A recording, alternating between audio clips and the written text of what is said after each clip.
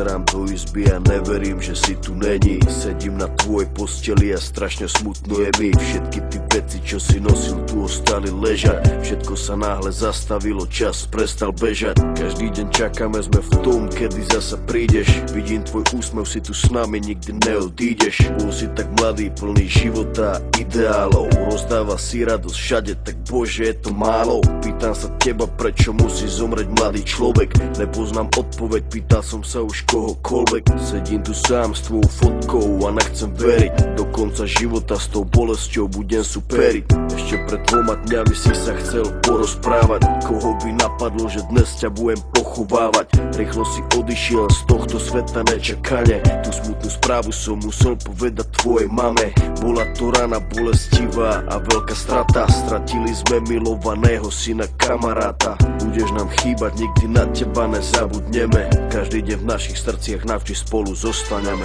Odišiel mladý človek, prečo to tak musí byť? Mal všetko pred sebou a chcel ešte ďalej žiť.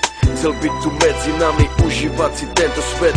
Vyhasol mladý život, zrazu je to všetko preč. Dúfam, že si už v nebi, pozerá sa na nás hora.